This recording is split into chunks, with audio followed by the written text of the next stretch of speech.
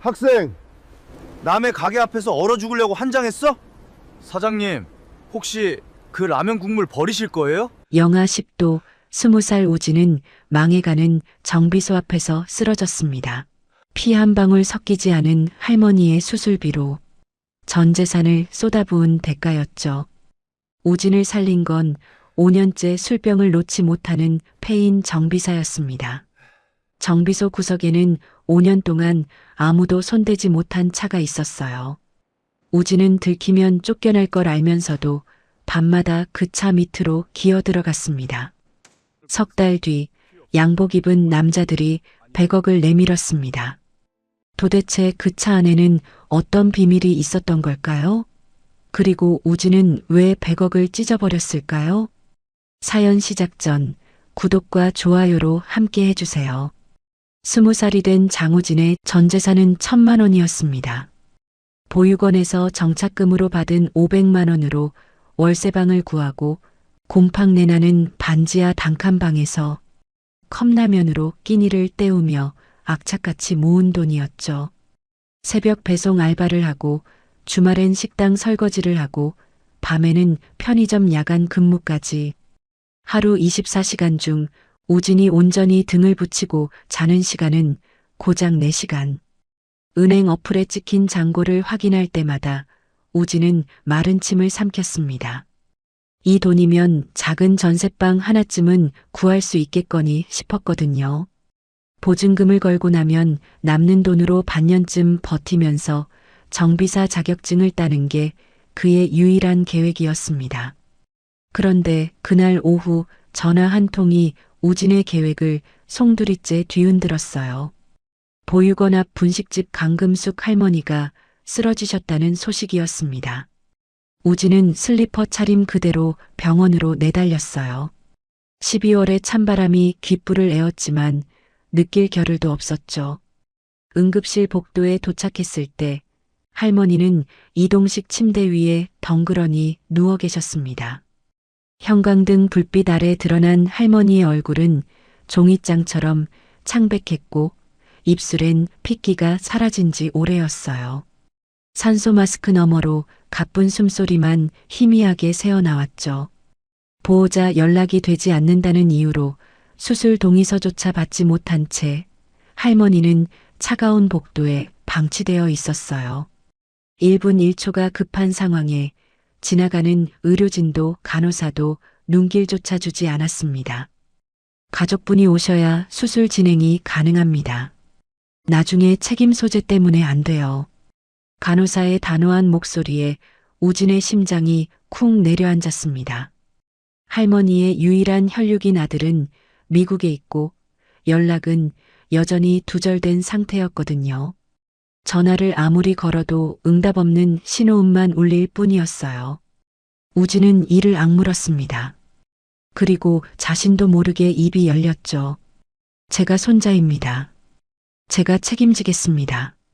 거짓말이었지만 그 순간만큼은 진심이었습니다.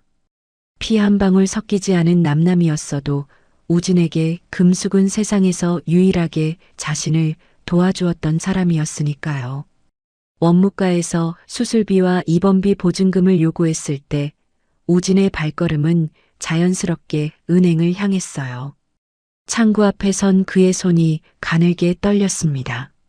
손톱 밑에 박힌 지워지지 않는 새까만 기름때가 형광등 아래서 도드라져 보였죠. 이 돈을 내면 방도 당장의 생활비도 전부 사라지는 거였어요. 고아 출신에게 1,000만 원은 그냥 돈이 아니었습니다. 세상에 홀로 서기 위한 마지막 방패였죠. 하지만 우진의 머릿속엔 보육원 시절의 기억이 떠올랐어요. 한 달에 한 번 어김없이 찾아오시던 할머니. 분식집에서 직접 만든 떡볶이를 커다란 냄비에 담아오시곤 했죠.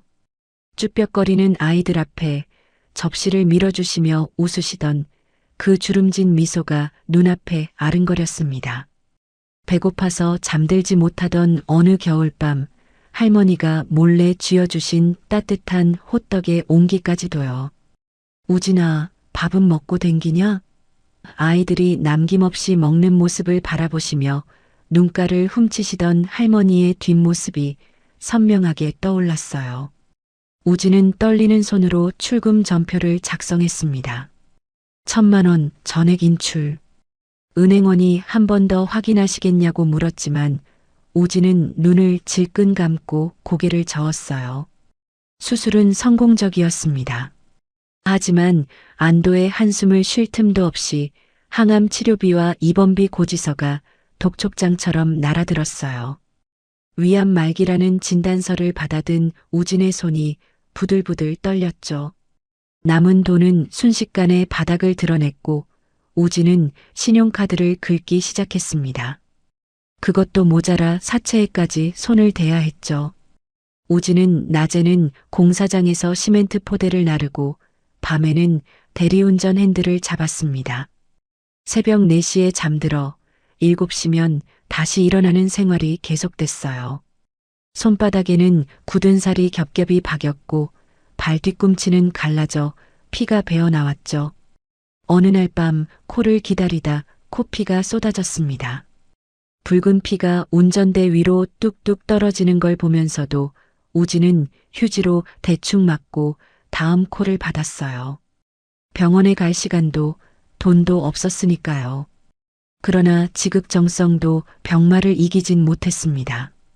병세가 급격히 악화된 어느 밤 금숙이 우진의 손을 잡았어요. 한때 떡볶이를 휘휘 저으시던 그 손은 이제 뼈만 앙상하게 남아 있었죠.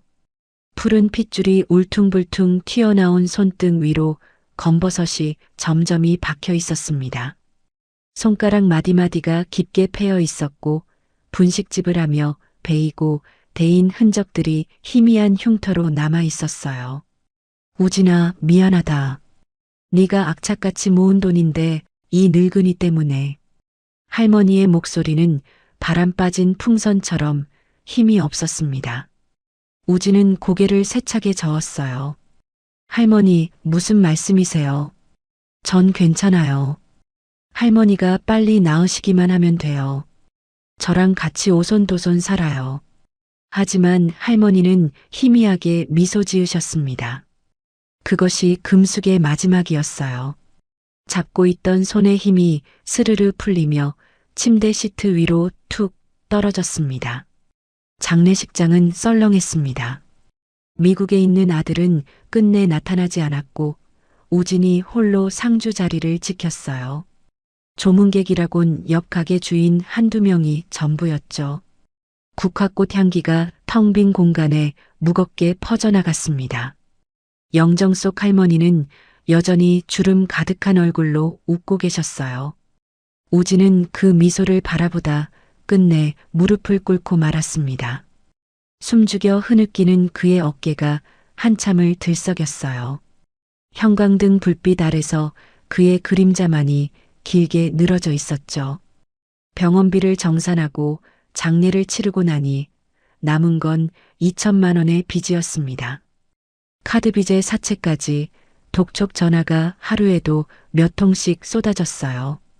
월세가 3달째 밀리자 집주인이 짐을 내놓으라 소리쳤고 우진은 낡은 배낭 하나만 들고 방을 나와야 했습니다. 배낭 안에는 할머니가 생전에 직접 떠서 주신 회색 목도리 한 장이 전부였죠. 올이 군데군데 풀린 그 목도리에서 희미하게 분식집 기름 냄새와 할머니 냄새가 났어요. 빚쟁이들의 전화를 피하다 결국 휴대전화마저 끊겼습니다. 영하 10도의 한파가 몰아치는 밤, 우진은 갈 곳 없이 거리를 헤맸어요.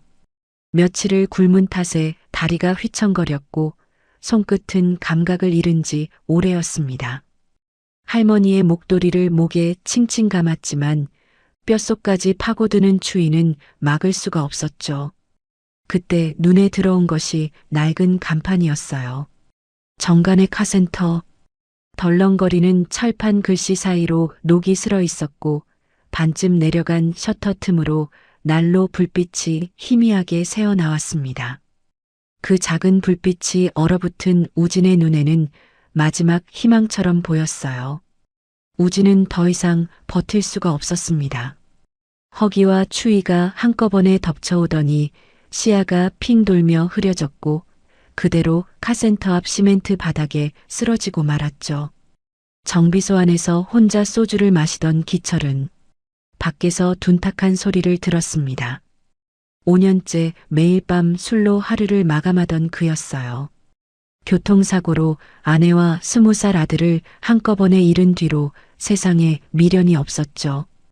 귀찮다는 듯 문을 열었다가 쓰러져 있는 청년을 발견하고 움찔했어요.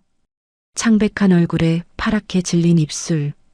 그 모습을 보는 순간 5년 전 사고 현장에서 마지막으로 본 아들의 얼굴이 겹쳐 보였습니다.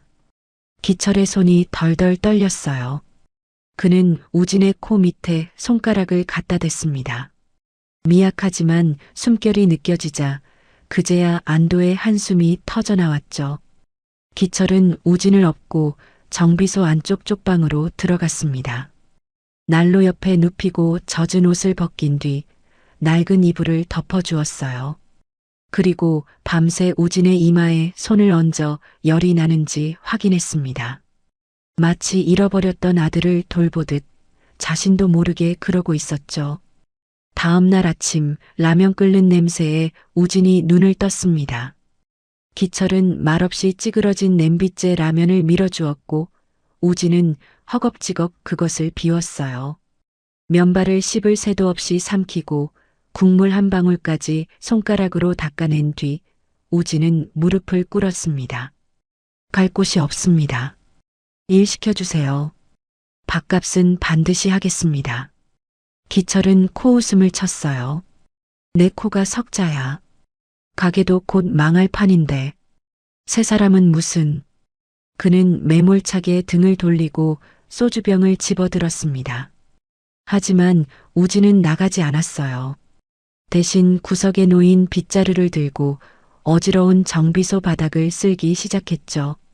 공구며 폐부품이며 뒤엉킨 것들을 하나하나 정리하는 청년의 뒷모습을 기철은 멍하니 바라보았습니다. 20살, 죽은 아들과 같은 나이였어요. 그 눈빛 속에서 삶에 대한 처절한 의지가 읽혔습니다. 기철은 막 따려던 소주병 뚜껑을 다시 닫고 깊은 한숨을 내쉬었어요. 거기 구석에 있어. 밥은 줄 테니까. 그렇게 두 사람의 인연이 시작되었습니다. 아들을 잃고 폐인처럼 살아가던 남자와 전 재산을 바쳐 할머니를 떠나보낸 청년.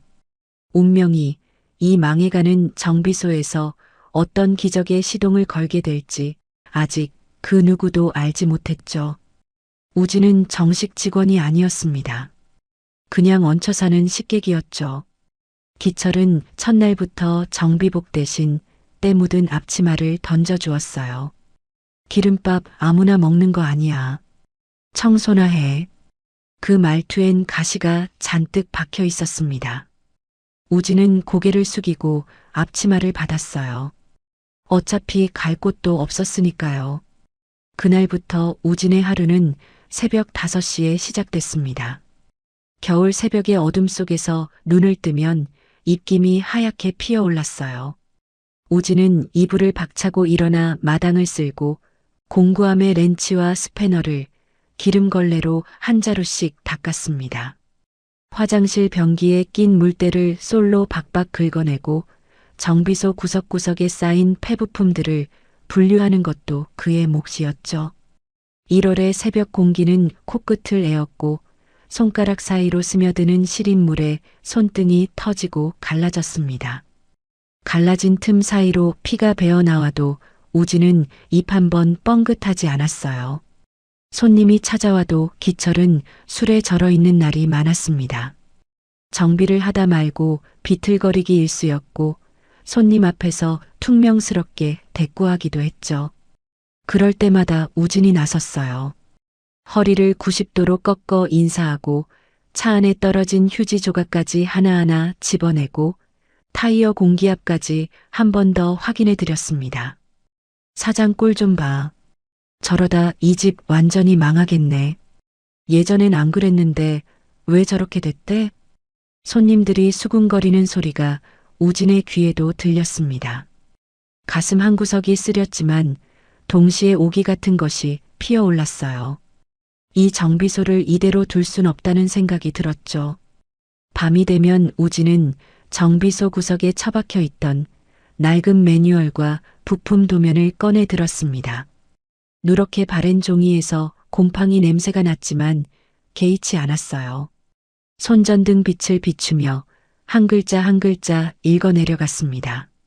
사실 자동차 정비는 우진에게 완전히 낯선 분야가 아니었어요. 보육원 시절 도서관에서 빌려본 자동차 구조책을 수십 번이나 읽었거든요. 다른 아이들이 만화책을 볼 때 우진은 엔진 구조도를 펼쳐놓고 부품 이름을 외웠습니다. 이론은 머릿속에 빼곡히 들어차 있었지만 실전 경험이 없었을 뿐이었죠. 낮에는 청소를 하면서도 눈은 늘 기철을 향해 있었습니다. 엔진 오일을 갈 때 손목을 어떻게 꺾는지, 브레이크 패드를 분해할 때 힘을 어디에 주는지, 기철의 손동작 하나하나를 우진은 머릿속에 새겼어요. 밤마다 구석에 앉아 허공에 손을 움직여가며 복습했습니다. 그의 노트에는 기철이 쓰는 공구 순서와 작업 동선이 빼곡히 적혀 있었죠. 그러던 어느 날이었습니다. 청소를 하다가 정비소 가장 구석진 곳에서 검은 방수포로 덮인 커다란 물체를 발견했어요. 먼지가 켜켜이 쌓인 것으로 보아 오랫동안 손대지 않은 게 분명했죠. 마치 누군가 일부러 세상의 눈에서 숨겨둔 것 같았습니다. 우진은 조심스럽게 방수포 끝자락을 걷어냈어요. 그 아래로 모습을 드러낸 것은 구형 가크렌저였습니다. 한때는 품이 있었을 검은 차체가 먼지에 파묻혀 빛을 잃고 있었어요. 앞유리엔 거미줄처럼 금이 가 있었고 범퍼는 찌그러져 있었죠. 운전석 문짝에는 긁힌 자국이 선명했습니다. 거기서 뭐 하는 거야? 등 뒤에서 불호령이 떨어졌습니다. 기철이 시뻘겋게 달아오른 얼굴로 다가오고 있었어요. 눈에 핏줄이 섰고 주먹이 부들부들 떨리고 있었습니다. 그 차에 손 떼면 당장 쫓겨날 줄 알아. 기철은 거칠게 우진을 밀쳐내고 방수포를 다시 덮었어요.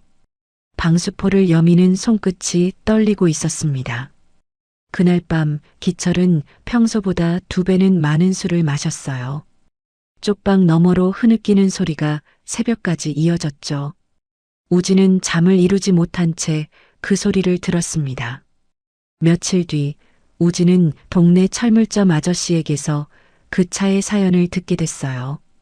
5년 전 기철의 아내와 20살 아들이 그 차를 타고 나갔다가 교통사고로 세상을 떠났다고요. 아들 생일이었는데 케이크를 사러 가던 길이었다고 했습니다. 기철은 그날 이후로 그 차에 손도 대지 못한 채 술로 세월을 지워가고 있었던 거였어요. 우진의 가슴이 먹먹해졌습니다. 저 차는 단순한 고철이 아니었어요. 기철에게는 가족의 마지막 온기가 남아있는 유품이었죠. 동시에 차마 직면하지 못하는 상처이기도 했습니다. 그날 밤 우진은 결심했어요. 저 차를 고치는 것이 기철의 마음을 고치는 길이라고요. 기철이 만취해 코를 골며 잠든 새벽 2시 우진은 살금살금 일어났습니다. 손전등 하나를 입에 물고 방수포 안으로 기어 들어갔어요. 낡은 칫솔과 헌 걸레를 꺼내 엔진룸의 묵은 기름때를 조금씩 닦아내기 시작했습니다. 한 번에 너무 많이 하면 들킬 테니 손바닥 한 뼘 크기만 닦고 멈추었죠. 단순히 닦는 것에서 그치지 않았어요. 부식된 배선을 발견하면 절연 테이프로 꼼꼼히 감았고 느슨해진 볼트는 손톱깎이 줄로 갈아가며 조였습니다. 보육원에서 외웠던 도면들이 머릿속에서 하나씩 펼쳐졌어요. 어떤 배선이 어디로 연결되는지, 이 부품이 어떤 역할을 하는지 손이 저절로 움직였죠. 새벽 4시가 되면 방수포를 원래대로 덮고 아무 일 없었다는 듯 제자리로 돌아갔습니다. 낮에는 여전히 빗자루를 들었습니다. 기철에게 동작이 굼뜨다고 구박받고 국이 싱겁다고 핀잔을 들었어요. 하지만 밤이 되면 우진은 전혀 다른 사람으로 변했습니다. 손전등 불빛 아래서 그의 손끝은 마치 오랜 경력의 정비사처럼 정확하고 섬세하게 움직였죠. 3개월이 흘렀습니다. 먼지 구덩이였던 가크렌저의 엔진룸이 조금씩 달라지고 있었어요. 은은한 금속 광택이 돌기 시작했고 뒤엉켜 있던 배선들이 제자리를 찾아갔죠. 어느 날 오후 기철이 정비를 하다가 짜증을 냈습니다. 아씨, 신밀리 어디 갔어? 공구함을 뒤지는 기철의 손이 분주하게 움직였어요. 그 순간 청소를 하던 우진이 다가와 공구함에서 스패너 하나를 집어 기철의 손에 쥐어주었습니다. 여기요. 기철의 손이 멈췄어요. 그는 우진을 빤히 쳐다보았습니다. 너 이게 10mm인지 어떻게 알았어? 우진의 어깨가 움찔했습니다. 그냥 사장님이 쓰시는 거 많이 봐서요. 둘러댔지만 기철의 눈빛은 예리했어요. 그는 우진의 손을 잡아 뒤집었습니다.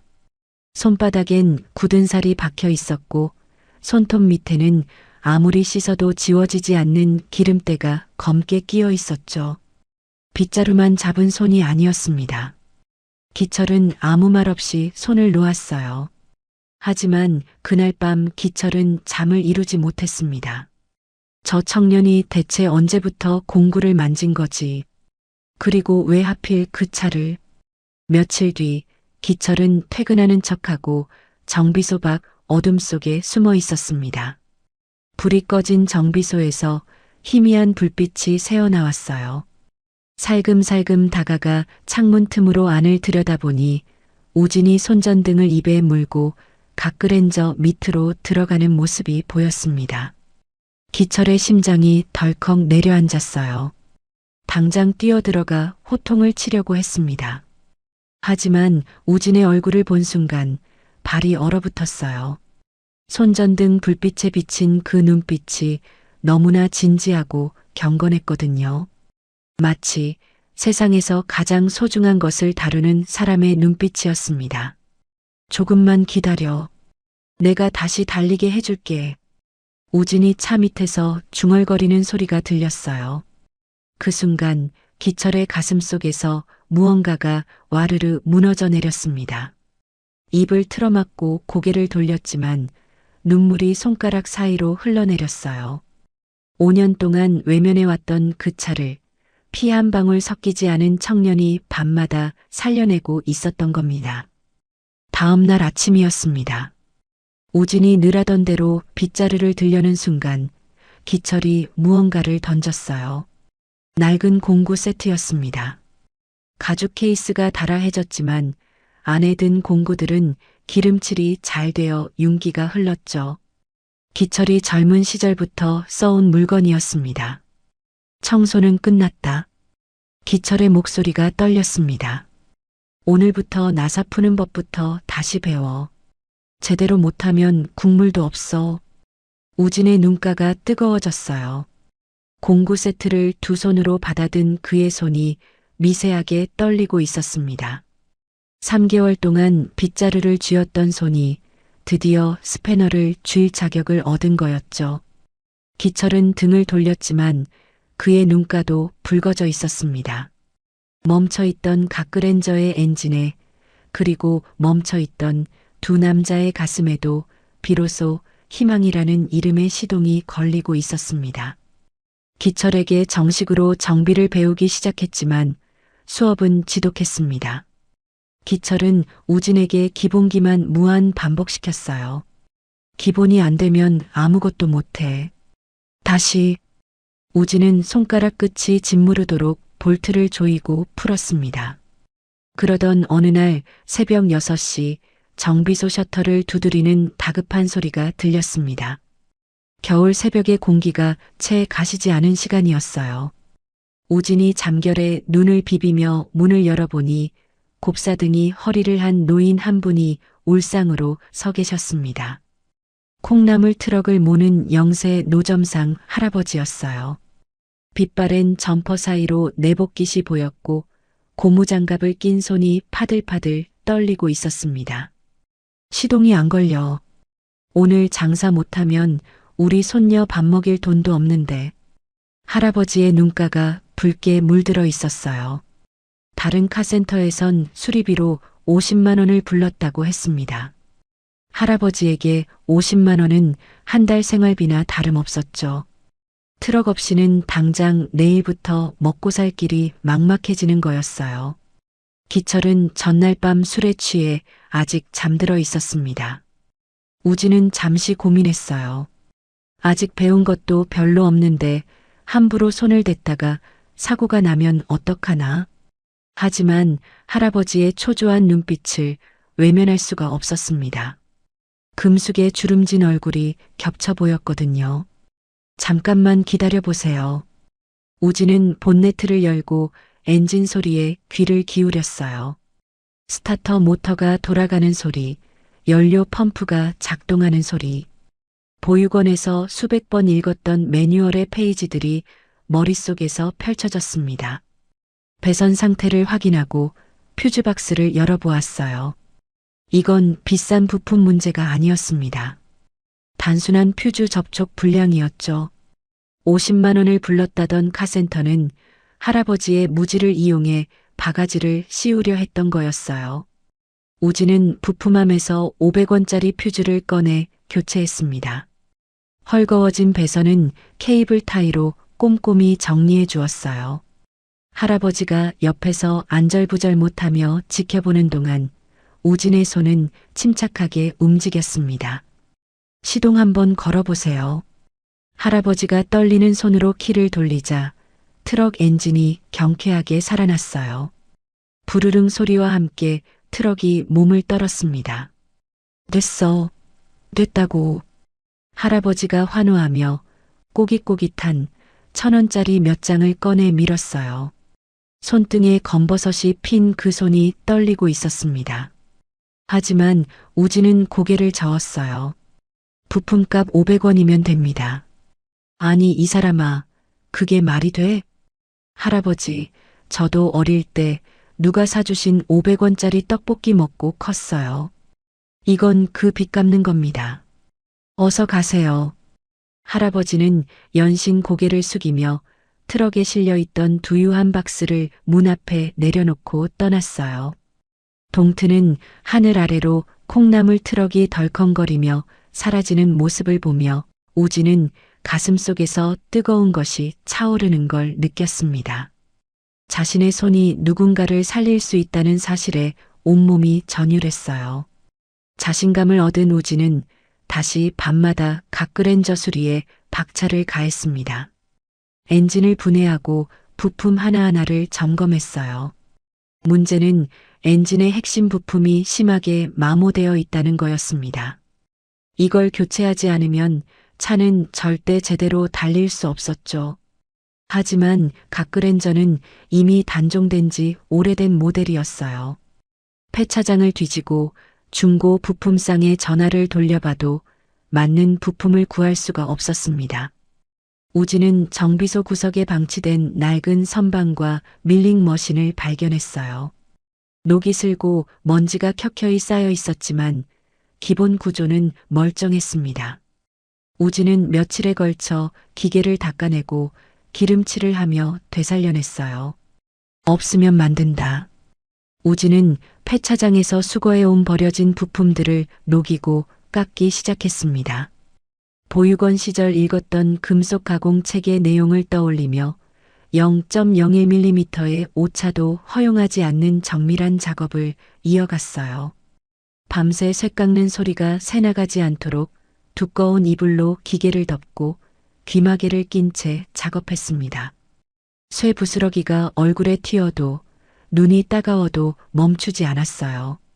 새벽 4시가 되면 손을 멈추고 모든 흔적을 지운 뒤 아무 일 없었다는 듯 잠자리에 들었죠. 일주일이 걸렸습니다. 손끝이 쇠 부스러기에 찔려 피멍이 들고 눈이 충혈되었지만 우진은 멈추지 않았어요.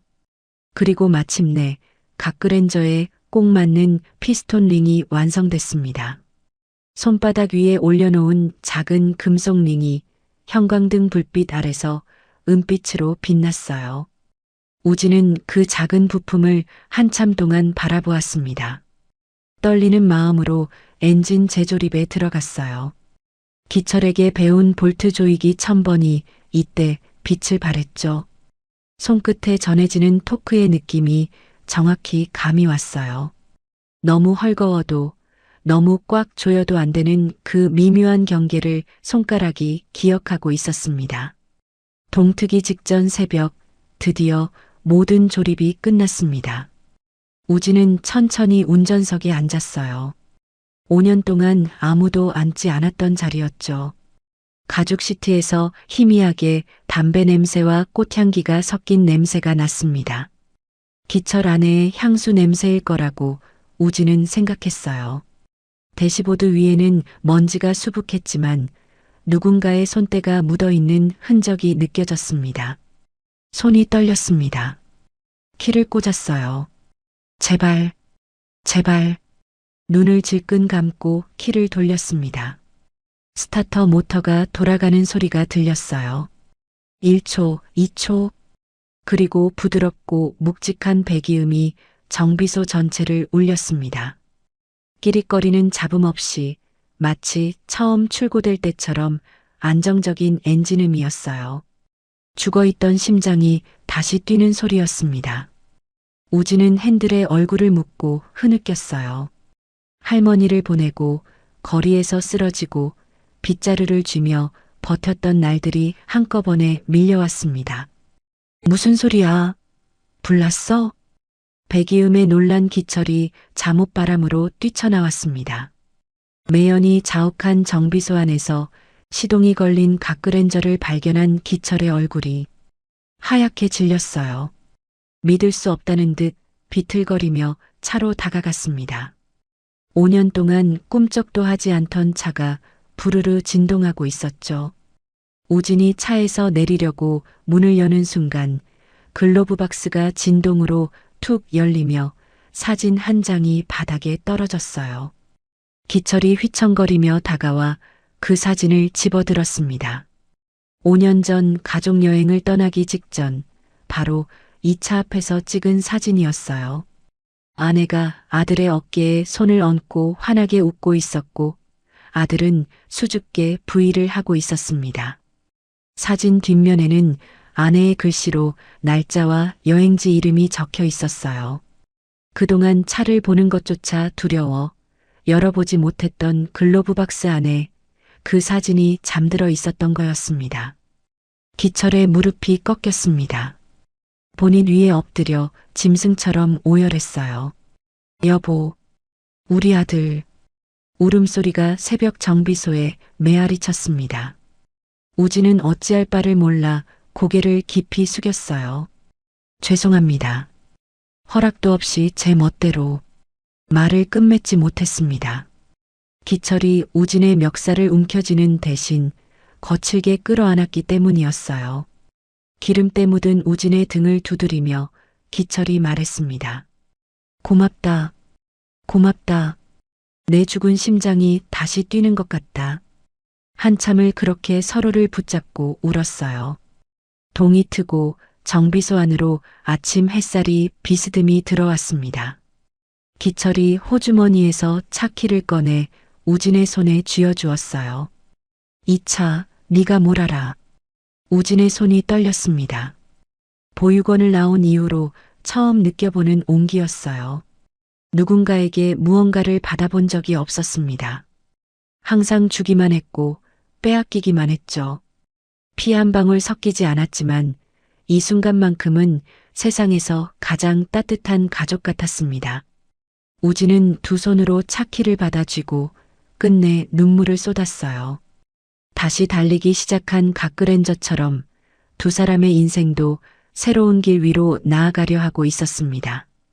그리고 그 길 위에서 또 다른 만남이 기다리고 있다는 걸 아직 그들은 알지 못했어요. 다음 날 아침 우진은 눈을 의심했습니다. 기철이 5년 만에 덥수룩한 수염을 깔끔하게 밀고 단정한 작업복 차림으로 정비소에 서 있었거든요. 술 냄새 대신 비누 냄새가 났고 눈빛에는 오랜만에 생기가 돌았습니다.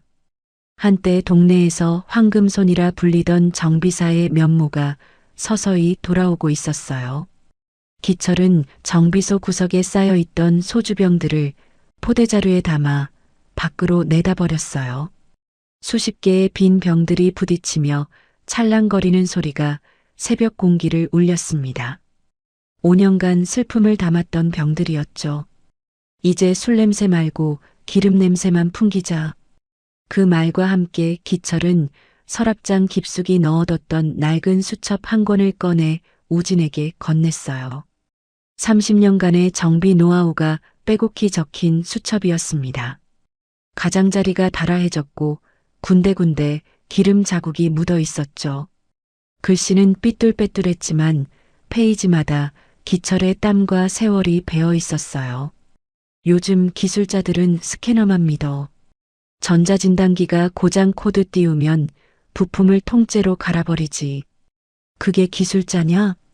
기철의 목소리에 열기가 담겼습니다. 진짜 기술자는 소리로 듣고 진동으로 느끼는 거야. 기계가 어디가 아픈지 말을 못해도 우리가 알아들어야 해.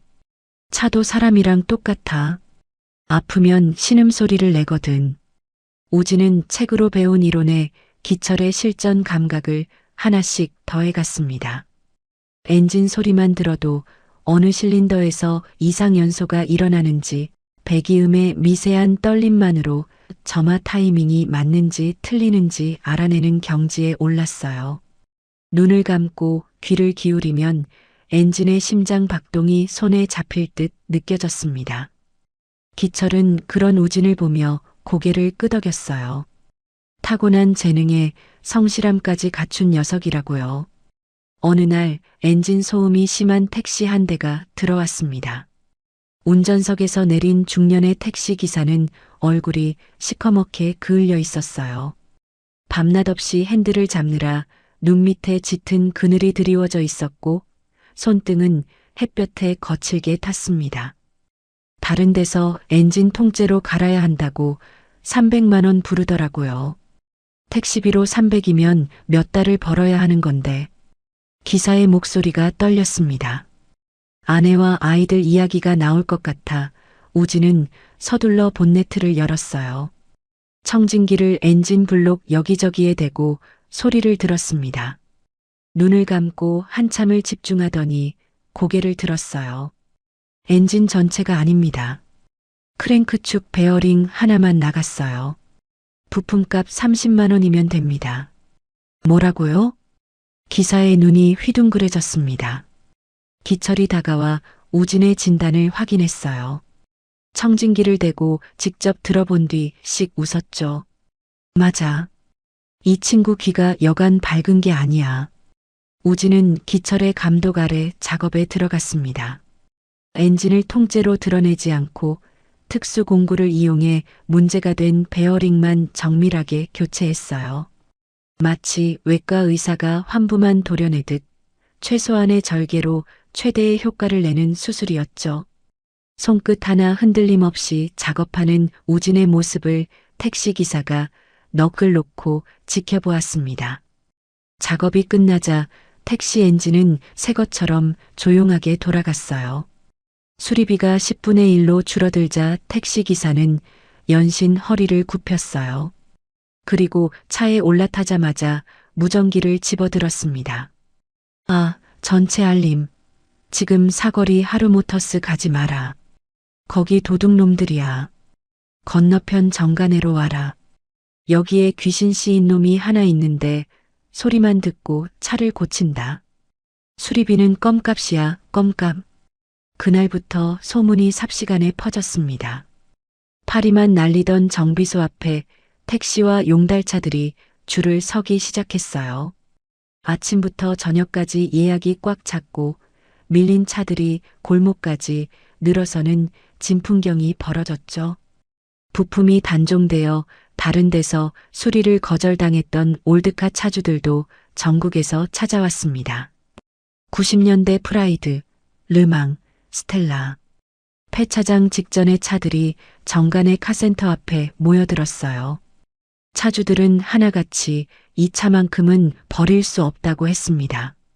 돌아가신 부모님께 물려받은 차, 신혼 때 타던 차, 아이들을 키우며 함께한 차. 그들에게 차는 단순한 철덩어리가 아니라 추억 그 자체였죠. 우진은 낮에는 일반 정비를 하고 밤에는 선반과 밀링 머신을 돌려 엎는 부품을 직접 깎아냈습니다. 쇠를 깎는 소리가 새벽까지 이어졌고 그의 눈은 항상 충혈되어 있었죠. 손가락 끝이 쇠 부스러기에 찔려 피딱지가 앉았지만 멈추지 않았습니다. 기철은 우진이 깎아낸 부품을 완벽하게 조립하며 과거 황금손이라 불리던 시절의 감각을 완전히 되찾았어요. 두 사람의 손끝에서 죽어가던 차들이 하나둘 되살아났습니다. 고장난 차는 있어도 버려야 할 차는 없습니다. 우진의 그 말은 곧 정관의 카센터의 신념이 됐어요. 정비소가 활기를 띠자 기철은 밀린 월세와 공과금부터 갚았습니다. 그리고 우진에게 생애 첫 월급 봉투를 건넸어요. 누런 봉투 안에 현금이 빼곡히 들어 있었죠. 자, 이번 달 네 몫이야. 우진의 손이 떨렸습니다. 태어나서 처음 받아보는 월급이었어요. 봉투를 열어보니 새 지폐가 아니라 구겨진 10,000원짜리들이었지만 그 무게감은 세상 어떤 것보다 무거웠습니다. 그 돈으로 우진은 밀린 비닐불을 갚고 자기 옷 대신 기철의 새 안전화를 샀어요. 기철의 낡은 안전화는 앞코가 터져 양말이 비칠 지경이었거든요. 나머지는 금숙 할머니 납골당에 올릴 국화꽃을 사는 데 썼습니다. 할머니 영정 앞에 꽃을 놓으며 우진은 속으로 인사했어요. 할머니, 이제 밥값은 하고 있어요. 기철은 새 안전화를 신어보며 투덜거렸습니다. 이런데 돈 쓸 거면 네 밥이나 제대로 먹어. 요즘 네 얼굴이 반쪽이 됐잖아. 하지만 입가에서 미소가 떠나지 않았어요. 기철은 몰랐습니다. 우진이 지난밤 기철이 벗어둔 낡은 신발 안창을 몰래 뒤집어 사이즈를 확인했다는 것을요. 기철이 발끝을 까딱이며 씩 웃는 모습을 보며 우진은 속으로 안도했습니다. 동네 사람들이 수군거리기 시작했어요. 저 집 망한 줄 알았는데 청년 하나 들어오더니 복이 굴러 들어왔네. 정 사장도 사람이 달라졌어. 술 끊고 완전히 딴 사람 됐다니까. 소문은 꼬리에 꼬리를 물고 퍼져나갔습니다. 기철은 어느 날 저녁 과거 아들이 좋아했던 통닭을 사왔습니다. 기름 냄새 풍기는 정비소 한 구석에서 두 사람이 나란히 앉아 닭다리를 뜯었어요. 기철이 먼저 말을 꺼냈죠. 우리 아들이 이 집 통닭을 참 좋아했어. 매운 양념 말고 후라이드로만. 우진은 조용히 듣기만 했습니다. 기철의 눈가가 촉촉이 젖었지만 이번엔 슬픔만이 아니었어요. 그리움과 감사가 뒤섞인 표정이었죠. 우진도 금숙이 떠올랐습니다. 할머니가 끓여주시던 떡볶이의 매콤한 향기가 코끝을 스치는 것 같았어요. 비 오는 어느 날 와이퍼가 고장난 노부부의 차가 들어왔습니다. 흰머리가 성성한 할아버지가 할머니 손을 잡고 내렸어요. 우진은 와이퍼 모터를 점검하고 간단히 수리한 뒤 수리비를 받지 않았습니다. 빗길 조심하세요. 앞이 안 보이면 절대 무리하지 마시고요. 노부부가 연신 고맙다며 떠나는 모습을 기철이 지켜보았어요. 빗속으로 사라지는 그 차의 후미등을 바라보며 기철은 과거 자신이 돈만 줬느라 놓쳤던 기술자의 양심이라는 게 뭔지 다시금 깨달았습니다. 예전 같았으면 아무리 간단한 술이라도 돈을 받았을 거였어요. 하지만 정비소가 번창할수록 새로운 문제가 고개를 들었어요. 매출은 늘었는데 장부 정리가 주먹구구식이라 돈이 어디로 새는지 파악이 안 됐습니다. 부품 재고가 맞지 않아 손님을 헛되이 기다리게 하는 일도 잦아졌죠. 어느 날 예약 손님의 차를 고치려 부품 박스를 뜯었는데 주문한 브레이크 패드 대신 엉뚱한 와이퍼가 한 박스 쏟아져 나왔습니다. 기철이 날짜를 착각해 발주를 잘못 넣은 거였죠. 아이고, 사장님. 오늘 차 못 쓰면 저 지방 출장 못 가요. 손님의 항의에 기철과 우진은 진땀을 뻘뻘 흘려야 했습니다. 숫자가 빼곡한 영수증 더미는 기름 묻은 손으로는 감당이 안 되는 괴물 같았습니다. 기술만으로는 메울 수 없는 빈틈이 점점 커지고 있었습니다. 우진의 손은 기계를 고칠 수 있었지만 숫자와 서류 앞에서는 무력했어요. 그리고 그 빈틈을 메워줄 똑 부러지는 해결사가 곧 뜻밖의 모습으로 나타나게 됩니다. 어느 오후 정비소 앞에 레카차 한 대가 멈춰 섰습니다.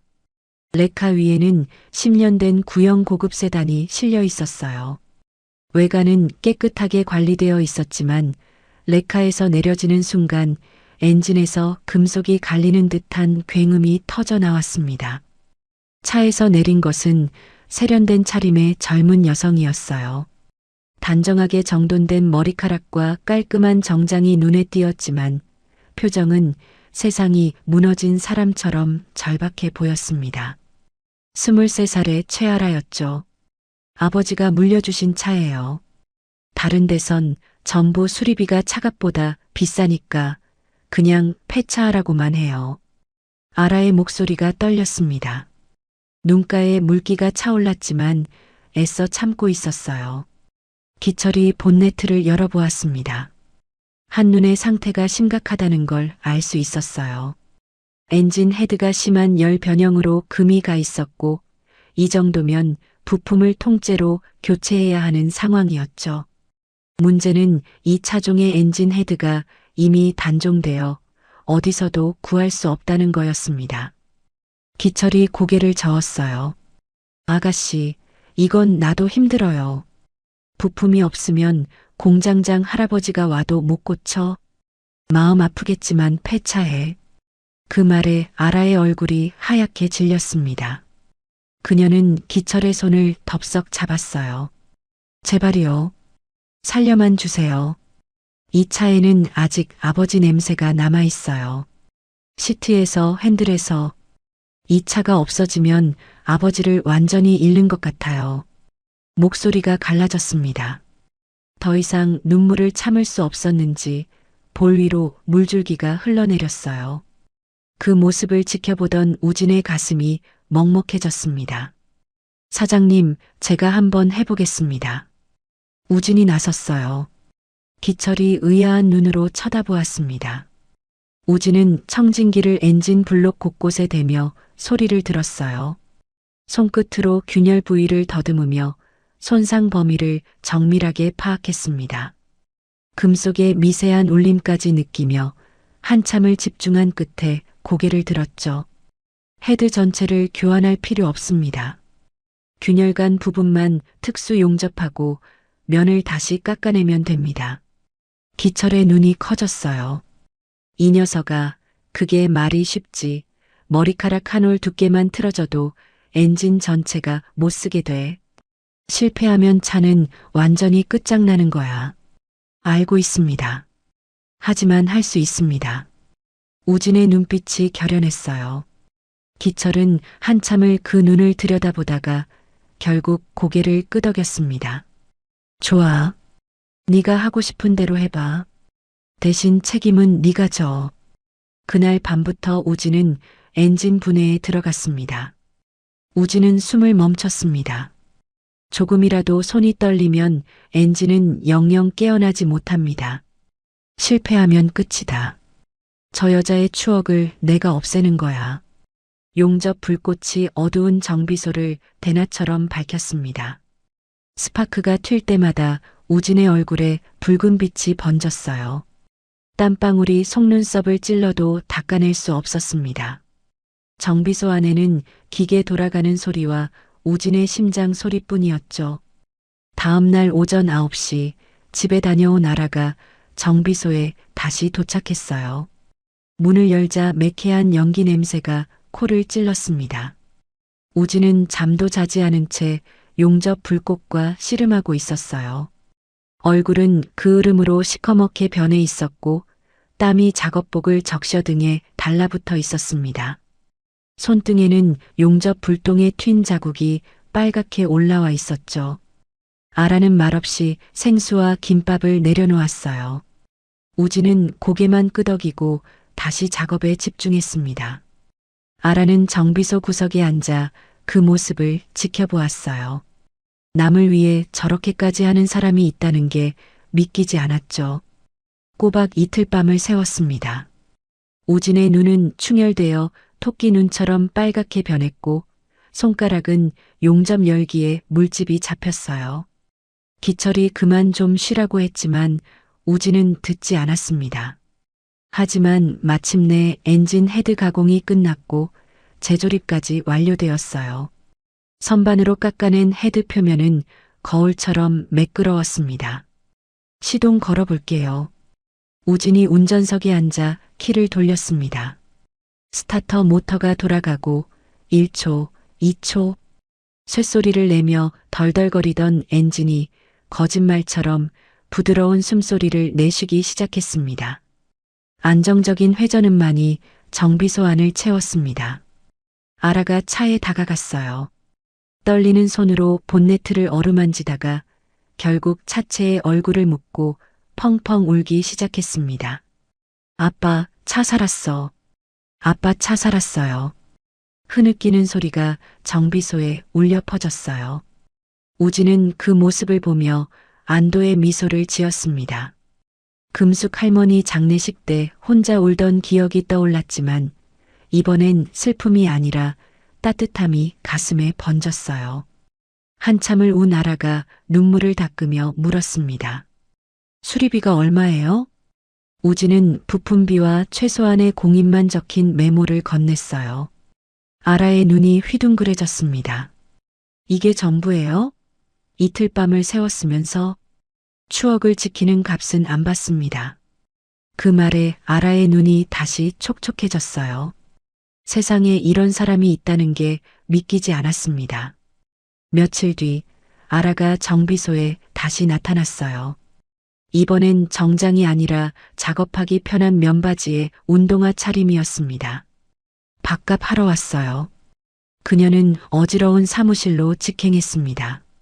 책상 위에 쌓인 영수증 뭉치를 보더니 한숨을 쉬었어요. 경영학 전공답게 손이 빠르게 움직였습니다.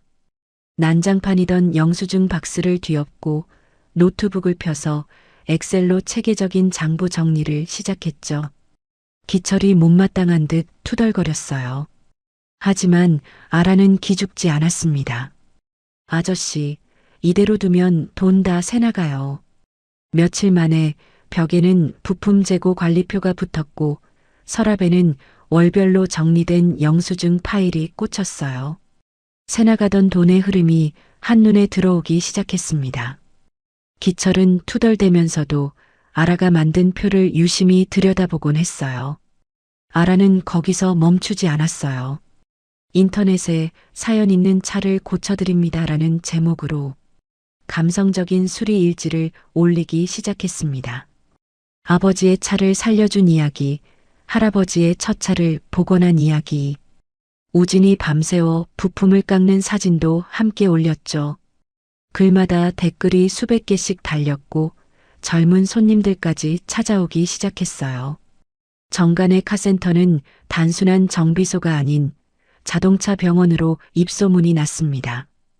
어느 날 저녁 우진과 아라는 정비소 앞 평상에 앉아 짜장면을 먹었어요. 면발을 후루룩 삼키며 아라가 먼저 입을 열었습니다. 저도 아버지 일찍 여의었어요. 그래서 저 차가 더 소중한 거예요. 아버지가 저한테 남겨주신 거라곤 그 차밖에 없거든요. 우진은 조용히 고개를 끄덕였어요.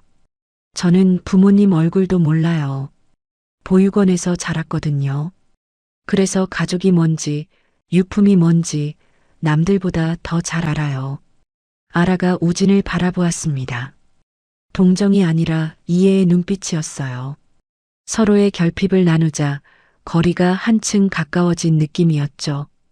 우진은 자신의 처지 때문에 아라에게 선을 그으려 했습니다. 저는 가진 게 아무것도 없어요. 빚도 있고 나는 사람 됨됨이를 봐요. 재산 보고 사람 사귀는 거 아니에요. 아라의 대답은 단호했어요. 우진은 더 이상 말을 잇지 못했습니다. 처음으로 누군가가 자신의 과거가 아닌 현재를 봐주는 것 같았거든요. 기철은 두 사람 사이를 눈치채고 짐짓 모른 척 자리를 비켜주었어요. 부품 사러 간다며 나갔다가 1시간이 지나도 돌아오지 않곤 했죠. 멀리서 두 사람이 웃으며 이야기하는 모습을 보면 기철의 입가에는 오랜만에 장난기 어린 미소가 떠올랐습니다. 마치 아들 친구를 보는 것 같기도 했어요. 우진의 기술, 기철의 경륜, 아라의 경영 감각. 매일 예약이 꽉 찼고 문의 전화가 끊이지 않았습니다. 손님들은 기다리는 시간조차 행복해 보였어요. 이 정비소에서라면 내 차도 살릴 수 있을 것 같다는 희망 때문이었죠. 하지만 행복도 잠시였어요. 어느 날 아침 정비소 건너편 공터에 거대한 현수막이 걸렸습니다. 명품 프랜차이즈 정비소, 하루모터스 그랜드 오픈. 번쩍이는 글씨가 아침 햇살에 반사되어 눈이 부셨어요. 공사 인부들이 분주하게 움직이며 번듯한 건물을 세우고 있었습니다. 거대한 그림자가 작은 정비소 위로 드리워지고 있었습니다. 하루모터스는 화려했습니다. 번쩍이는 유리 외벽에 최신식 장비들이 줄지어 있었고 직원들은 깔끔한 유니폼을 입고 손님을 맞았어요. 정관의 카센터의 녹슨 간판, 기름때 묻은 바닥과는 비교조차 되지 않았죠. 마치 허름한 구멍가게 옆에 대형마트가 들어선 것 같았습니다. 오픈 기념 엔진오일 교환 5,000원, 무료 안전 점검. 현수막에 적힌 파격적인 가격에 사람들의 눈이 휘둥그레졌습니다. 깨끗한 대기실에는 무료 커피 머신이 놓여 있었고 에어컨 바람이 시원하게 불어나왔어요. 가죽 소파에 앉아 커피를 마시며 차를 기다릴 수 있다니. 정관에의 삐걱거리는 나무 의자와는 하늘과 땅 차이였죠. 정관에의 단골 손님들이 하나둘씩 건너편으로 발길을 돌리기 시작했습니다. 처음엔 한두 명이었지만 일주일이 지나자 정비소 앞은 텅 비어갔어요. 기철의 얼굴이 날마다 어두워졌죠. 하루모터스 지점장은 본사의 지시를 충실히 따랐습니다. 인근 소규모 정비소들을 말려 죽이는 게 그의 임무였어요. 가격으로 밀어붙이고 살아남는 곳은 다른 방법으로 무너뜨리는 거였죠. 엎친 데 덮친 격으로 악성 루머가 퍼지기 시작했습니다. 지역 맘카페와 자동차 커뮤니티의 정관회에서 재생 부품을 새 것으로 속여 판다는 글이 도배되었어요. 댓글마다 분노가 들끓었고 공유는 순식간에 수백 건을 넘었습니다. 루머의 출처는 하루모터스가 고용한 업체의 조직적인 공작이었지만 그걸 아는 사람은 아무도 없었죠. 루머를 믿은 손님들이 정비소로 몰려왔습니다. 내 차 여기서 고쳤다가 망가졌어. 사기꾼들, 당장 환불해. 욕설이 쏟아졌어요. 한 남자는 공구대를 발로 걷어찼고 여자 손님은 휴대전화로 영상을 찍으며 고래고래 소리 질렀습니다. 또 다른 남자는 정비소 벽에 붙은 자격증을 가리키며 가짜 아니냐고 소리쳤어요.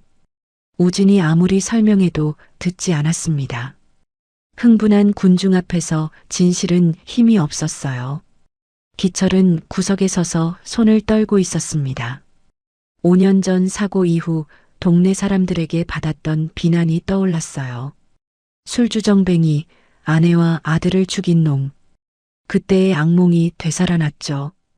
기철의 손이 무의식적으로 서랍장 쪽으로 향했습니다. 예전에 숨겨둔 술병이 있는 곳이었어요. 하지만 우진이 먼저 움직였습니다. 서랍을 열려는 기철의 손을 잡고 술병을 빼앗았어요. 아버지. 우진의 목소리가 정비소 안에 울렸습니다. 처음으로 기철을 아버지라고 불렀어요. 우리는 거짓말한 적 없습니다. 기술은 정직해요. 절대 이렇게 무너지면 안 됩니다. 기철의 눈이 흔들렸습니다. 우진의 결연한 눈빛 앞에서 뻗던 손이 힘없이 내려갔어요. 우진은 정면 돌파를 선택했습니다. 정비소 마당에 천막을 치고 커다란 현수막을 내걸었어요. 공개분해 쇼, 부품의 진실을 직접 확인하세요. 손님들 앞에서 엔진을 분해하며 자신이 사용한 부품이 정품임을 증명하는 이벤트였죠. 우진은 땀을 뻘뻘 흘리며 설명했지만 사람들의 시선은 싸늘했습니다. 쇼하는 거 아니야? 미리 준비해 둔 거겠지. 하루모터스 직원들은 뒤에서 팔짱을 끼고 비웃으며 사진을 찍어댔습니다. 그때였습니다. 낡은 콩나물 트럭 한 대가 정비소 앞에 멈춰 섰어요. 운전석에서 내린 것은 새벽에 500원짜리 퓨즈로 차를 고쳐줬던 노점상 할아버지였습니다. 그 뒤로 용달차와 트럭 여러 대가 줄지어 들어왔어요. 차문이 열리며 트럭 기사들이 우르르 내렸습니다. 이놈들아, 비켜라, 비켜. 할아버지는 하루모터스 직원들을 향해 지팡이를 휘둘렀습니다. 내가 새벽에 차가 멈춰서 발만 동동 구를 때 니들은 50만 원 내놓으라고 했지? 근데 이 청년은 단돈 500원에 고쳐줬어. 할아버지의 목소리가 갈라졌지만 힘이 있었습니다. 돈 없는 노인네라고 무시할 때 내 손녀밥 굽는 거 막아준 게 누군데? 누가 도둑놈이고 누가 진짜 기술자야? 할아버지의 절규에 사람들이 술렁거렸습니다. 뒤이어 트럭 기사들이 하루모터스의 과잉 정비 피해 사례를 쏟아내기 시작했습니다. 나도 멀쩡한 미션 오일 갈라고 사기당했어. 정관에는 양심이다. 우리가 보증한다고. 여론전이 시작되었습니다. 결정적인 순간은 아라가 만들었습니다. 그녀는 밤늦게 하루모터스 뒤편 쓰레기장을 뒤져 찾아낸 박스들을 들고 나왔습니다. 이건 하루모터스 쓰레기장에서 나온 겁니다. 재생 부품이라고 적힌 거 보이시죠? 정작 재생 부품을 쓴 건 저쪽입니다. 아라가 찍어둔 사진 증거가 공개되자 구경하던 사람들이 하루모터스 직원들에게 야유를 퍼붓기 시작했습니다. 사기꾼들아, 내 돈 돌려내. 하루모터스 직원들은 쥐구멍을 찾아 도망치듯 사라졌습니다. 위기를 넘긴 날 밤 정비소에는 세 사람만 남았습니다. 난로 옆에 둘러앉아 라면을 끓여 먹었어요. 국물을 호호 불며 기철이 먼저 입을 열었습니다. 너희가 나보다 낫다. 나는 구석에서 술 찾고 있을 때 너희는 싸우고 있었어. 진짜 사장은 너희다. 기철의 눈가가 붉어졌습니다. 우진이 기철의 손을 잡았어요. 아닙니다. 우리는 셋이 합쳐야 하나예요. 사장님이 안 계셨으면 저는 길바닥에서 얼어 죽었을 겁니다. 아라도 고개를 끄덕였어요. 그녀의 눈에도 물기가 어렸습니다. 세 사람의 결속은 그 어느 때보다 단단해졌어요. 위기가 오히려 그들을 하나로 묶어준 셈이었죠. 하지만 하루모터스 본사에서는 이 실패를 보고받고 다른 계획을 세웠어요. 힘으로 안 되면 돈으로 무너뜨린다. 그게 그들의 방식이었습니다. 며칠 뒤 양복 입은 남자들이 검은 세단을 타고 정비소 앞에 나타났습니다. 선두에 선 남자가 명함을 내밀었어요. 대기업 인수 합병 팀장이었죠. 장우진 씨, 자네 기술이 탐나서 왔네. 우리랑 같이 일하지 않겠나? 남자는 서류 가방에서 두툼한 제안서를 꺼냈습니다. 100억 투자, 전국 체인점 확대, 우진의 이름을 딴 브랜드 론칭. 눈이 휘둥그레질 만한 제안이었어요. 조건은 단 하나야. 남자가 씩 웃었습니다. 알코올 중독 전력이 있는 정기철 사장은 내보내고 공장을 서울 본사로 옮기는 거지. 저런 사람이 옆에 있으면 브랜드 이미지에 안 좋거든. 문 뒤에서 듣고 있던 기철의 심장이 덜컥 내려앉았습니다. 우진의 앞길을 막지 않기 위해 조용히 떠나야겠다는 생각이 스쳤죠. 우진은 제안서를 받아들었습니다. 숫자들이 빼곡한 종이를 내려다보며 피식 웃었습니다. 돈은 좋네요. 정말 좋은 조건이에요. 남자의 얼굴에 만족스러운 미소가 번졌습니다. 하지만 조건이 틀렸습니다. 우진은 제안서를 반으로 찢어버렸습니다. 찢어진 종이 조각들이 팀장의 가방 위로 눈처럼 흩날렸습니다. 내 기술의 원천은 저기 계신 사장님입니다. 저를 길바닥에서 주워 살리고 기름밥 먹는 법을 가르쳐준 분입니다. 우진의 눈이 문 뒤를 향했습니다. 거기에 기철이 서 있다는 걸 알고 있었던 거예요. 성공을 위해 아버지를 버리라고요? 저는 그런 성공 필요 없습니다. 기철의 눈에서 뜨거운 눈물이 흘러내렸습니다. 떠나려던 발이 움직이지 않았어요. 양복 입은 남자들은 어이없다는 표정으로 찢어진 제안서를 바라보다가 씩씩거리며 돌아섰습니다. 돈으로 살 수 없는 것들이 있었어요. 정관의 카센터는 그날 밤 그 어느 때보다 빛나고 있었습니다. 세 사람은 서로의 온기에 기대 웃고 있었죠. 하지만 그 웃음이 내일 아침이면 산산조각 날 것임을 창밖 어둠 속에 숨어있는 검은 그림자는 이미 알고 있었습니다. 하루모터스 본사의 보복은 빠르고 잔인했습니다. 며칠 뒤 뉴스 속보에 정비 불량으로 인한 추돌 사고가 보도되자마자 하루모터스 법무팀이 수억 원대 소송을 걸어왔습니다. 엎친 데 덮친 격으로 구청에선 폐수 무단 방류 신고가 들어왔다며 영업 정지를 예고했죠. 누군가 밤새 하수구에 시커먼 폐유를 들이부어 놓은 짓이 뻔했습니다. 압수수색 영장과 함께 들이닥친 경찰들이 정비소 곳곳에 빨간 압류 딱지를 붙였습니다. 30년 손때 묻은 기철의 공구함, 우진이 밤새워 부품을 깎던 선반, 심지어 마당에 세워둔 각그랜저까지 정비소 전체가 붉은 딱지로 피멍이 든 것 같았습니다.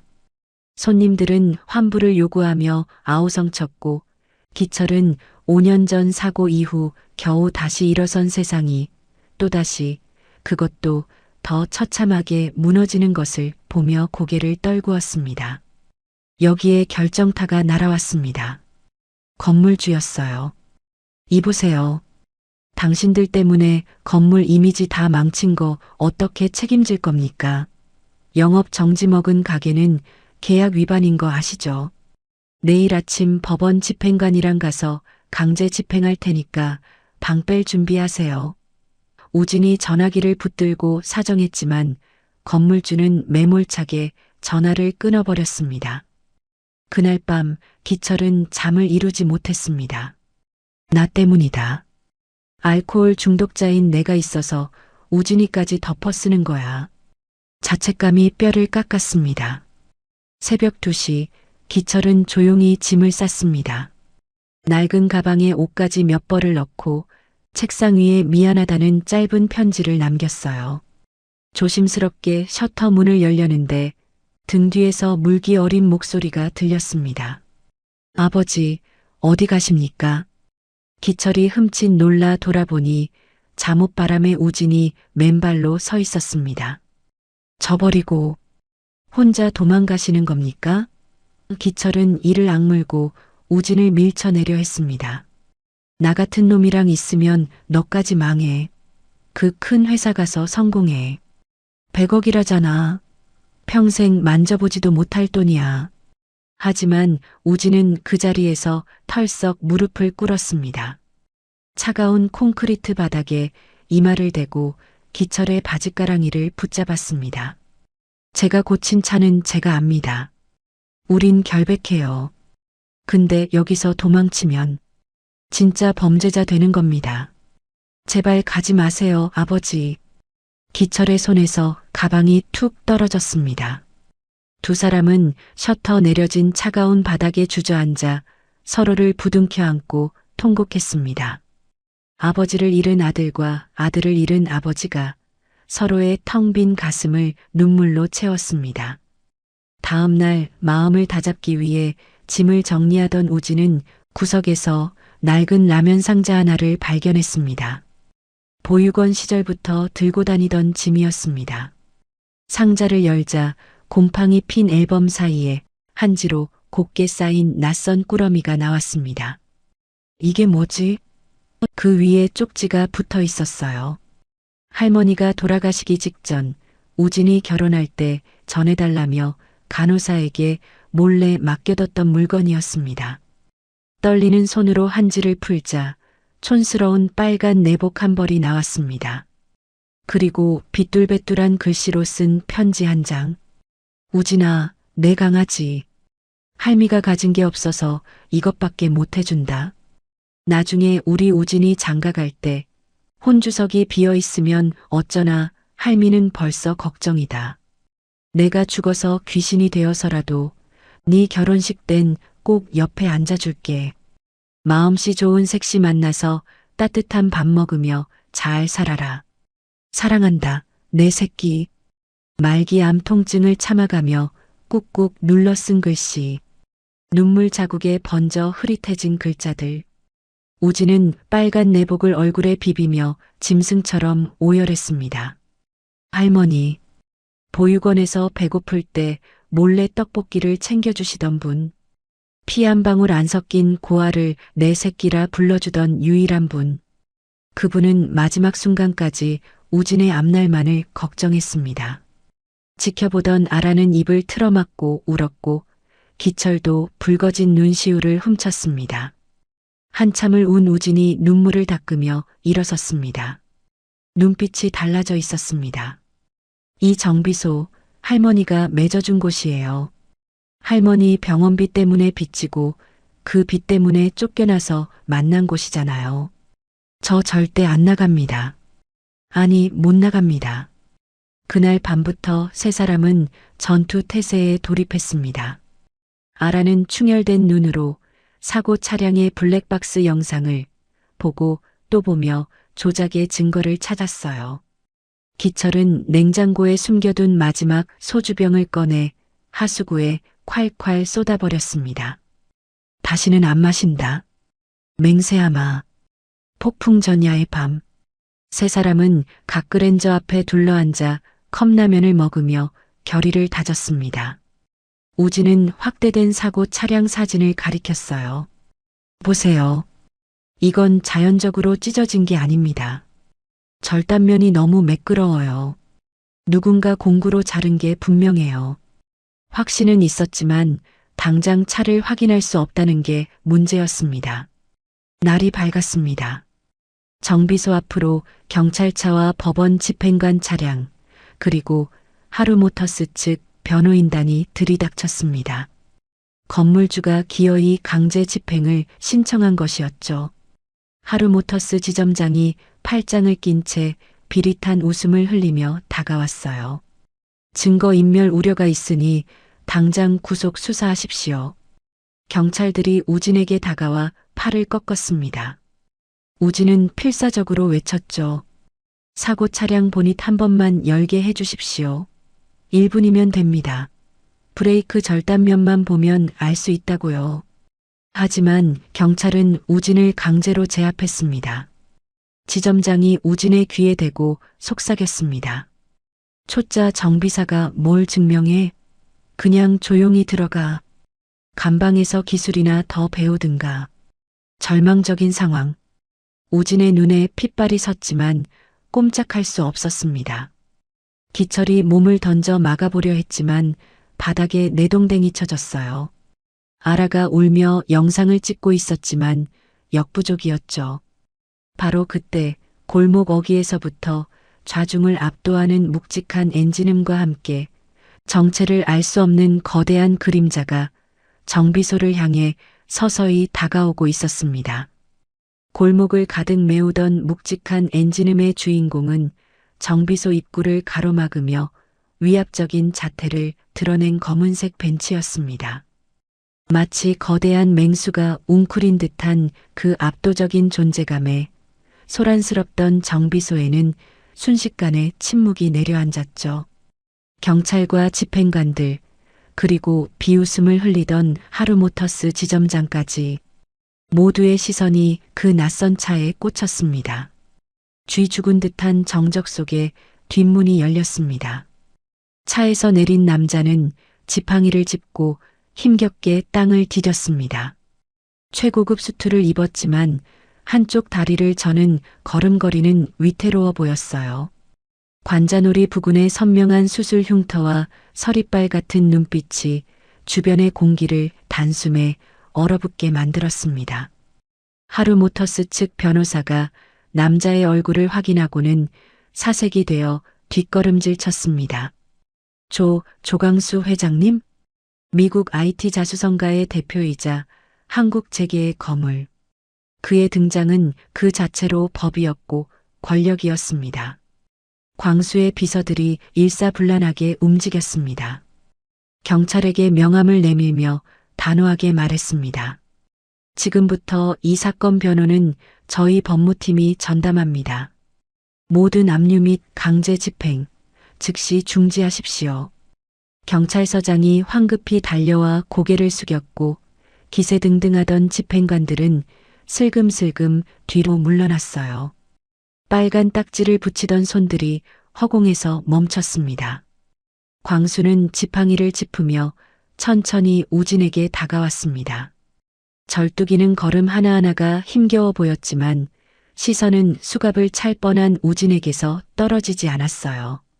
자네가 장우진 군인가? 목소리가 미세하게 떨렸습니다. 우진은 멍하니 고개를 끄덕였습니다. 늦어서 미안하네. 오는 길이 생각보다 너무 멀었어. 광수의 지시로 분위기가 반전되었습니다. 그의 변호인단은 하루모터스가 제출한 증거의 허점을 송곳처럼 찔러댔고 경찰에게 즉석에서 사고 차량 정밀 재검증을 요구했습니다. 대한민국 최고의 변호인단 앞에서 경찰은 거절할 명분이 없었습니다. 수많은 카메라와 경찰이 지켜보는 가운데 우진에게 기회가 주어졌습니다. 우진은 심호흡을 하고 사고 차량의 보닛을 열었어요. 수십 개의 카메라 플래시가 터졌지만 공구를 잡는 순간 우진의 손떨림이 멈췄습니다. 우진은 핀셋으로 문제의 브레이크 호스를 들어 올려 가장 밝은 조명 아래 비쳤습니다. 자세히 보십시오. 우진의 목소리가 정비소를 울렸습니다. 이건 자연적으로 다른 게 아닙니다. 호스가 낡아서 터졌다면 고무가 찢어지면서 끝부분이 너덜너덜해야 합니다. 하지만 이 단면을 보세요. 칼로 자른 것처럼 매끈해요. 기자들이 숨을 죽이고 호스 단면을 클로즈업했습니다.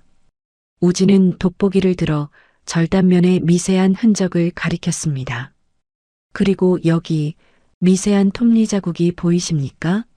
이건 시중 철물점엔 없는 공구입니다. 프랜차이즈 정비소 본사에서만 공급하는 특수 절단기 자국이죠. 좌중이 술렁거렸습니다. 그때 아라가 태블릿 PC를 높이 들어 보이며 외쳤습니다. 하루모터스 자재과 서버에 접속했습니다. 해당 지점에 3일 전 오후 2시 이 특수 절단기가 입고된 기록이 여기 있습니다. 완벽한 증거였습니다. 지점장의 얼굴이 흑빛으로 변했어요. 그가 슬금슬금 뒷걸음질 치다 도망치려 했지만 광수의 건장한 경호원들이 거대한 벽처럼 앞을 가로막았죠. 상황이 정리된 뒤 광수가 정비소 사무실로 들어왔습니다. 지팡이를 짚고 천천히 걸음을 옮기다가 책상 위에서 멈췄어요. 어머니 강금숙의 영정사진, 그리고 그 옆에 곱게 개켜진 빨간 내복. 지팡이가 바닥으로 툭 쓰러졌습니다. 광수는 영정사진 앞에 무너지듯 무릎을 꿇었습니다. 어머니, 이제야 불효자가 왔습니다. 냉철한 회장의 가면이 벗겨지고 어머니를 잃은 아들의 통곡만이 남았습니다. 어깨가 들썩일 때마다 억눌러왔던 슬픔이 터져나왔어요. 우진이 조심스럽게 물었습니다. 왜 이제야 오셨어요? 할머니가 얼마나 기다리셨는데. 원망이 섞인 목소리였습니다. 광수가 눈물을 닦으며 머리에 흉터를 가리켰습니다. 미국에서 어머니 모셔올 프로젝트 발표를 마치고 무대에서 쓰러졌네. 뇌출혈이었지. 3개월 동안 혼수 상태였어. 의사들도 다들 포기했었다네. 기적적으로 눈을 떴을 땐 이미 계절이 바뀌고 어머니는 돌아가신 뒤였어. 그는 지갑에서 꼬깃꼬깃해진 비행기 표를 꺼냈습니다. 3개월 전 날짜가 찍혀 있는 한 번도 사용하지 못한 귀국 티켓이었습니다. 그 티켓이 그의 진심을 증명해 주었어요.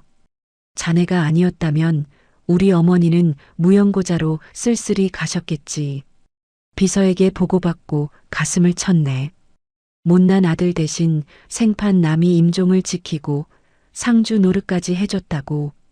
광수가 우진의 두 손을 꼭 잡았습니다.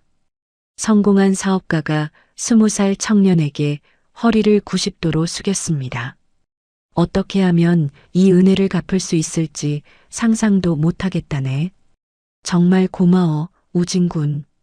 그리고 광수는 구석에 서 있는 기철에게도 다가갔습니다. 기철은 당황해서 어쩔 줄 몰라 했어요. 사장님 감사합니다. 고작 고아라는 이유로 세상이 손가락질할 때 사장님만이 제 은인인 이 청년을 걷어주셨습니다. 끝까지 지켜주셔서 정말 감사합니다. 그때 밖에서 눈치를 보던 건물주가 슬금슬금 들어왔습니다. 아이고 회장님, 오해가 있었던 모양입니다. 저는 그저 법대로. 비굴한 웃음을 흘리며 상황을 모면하려는 건물주를 보며 광수가 고개를 돌렸습니다. 눈물을 닦은 그의 눈빛이 순식간에 차갑게 변했죠. 이 건물과 땅 내가 인수하겠소. 건물주가 움찔했습니다. 광수의 비서가 서류철을 펼쳤습니다. 시세보다 조금 더 쳐주겠소. 대신 오늘 당장 계약하시오. 광수의 목소리에 압도적인 위압감이 실렸습니다. 싫다면 하루모터스와 공범으로 세무조사를 받게 해주지. 불법 퇴거 조장, 영업방해, 증거인멸방조. 우리 법무팀이 털면 먼지 정도가 아니라 건물이 통째로 날아갈 텐데. 선택하시오. 건물주의 얼굴이 파랗게 질렸습니다. 그는 아무 말도 못하고 덜덜 떨리는 손으로 계약서에 도장을 찍었어요. 정비소 앞이 조용해졌습니다. 경찰차들이 떠나고 빨간 압류 딱지들이 전부 떼어졌어요. 하루모터스 지점장은 수갑을 찬 채 고개를 숙이고 연행되었습니다. 햇살이 비스듬히 들어와 다시 평화를 찾은 정비소를 비추었어요. 우진은 영정사진 앞에 무릎 꿇고 있는 광수의 등을 바라보았어요. 할머니가 그토록 기다리던 아들이었습니다. 병상에서 아들 이름을 부르며 눈을 감으셨던 할머니가 눈에 선했어요. 미워해야 할지 이해해야 할지 알 수 없었죠. 하지만 한 가지는 확실했습니다. 할머니가 맺어준 인연이 또 하나 이어졌다는 것. 그리고 이 이야기가 아직 끝나지 않았다는 것을요. 모든 것이 마무리된 후 광수는 어머니의 납골 땅으로 향하려 했습니다. 기사에게 운전을 맡기지 않고 직접 핸들을 잡았어요.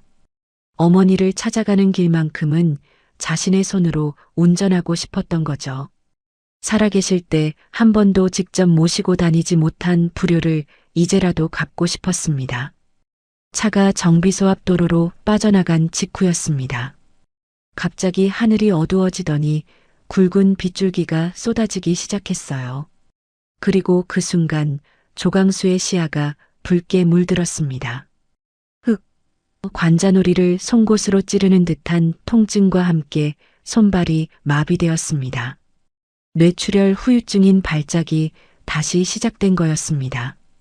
의사가 절대 무리하지 말라고 경고했건만 오늘 하루 겪은 감정의 파도가 너무 컸던 탓이었죠. 마비된 손이 핸들을 놓쳤습니다. 통제 불능이 된 차가 빗길에 미끄러지며 굉음과 함께 가드레일을 들이받았습니다. 쾅! 가드레일이 찢어지고 차체는 하천변 낭떠러지 끝에 아슬아슬하게 걸렸습니다. 앞바퀴가 허공에서 헛돌았고 차체가 삐걱거리며 위태롭게 흔들렸어요. 선생님, 정비소에서 소리를 들은 우진이 빗속을 뚫고 뛰쳐나왔습니다. 기철과 아라도 뒤따랐죠. 현장에 도착한 우진의 얼굴이 하얗게 질렸습니다.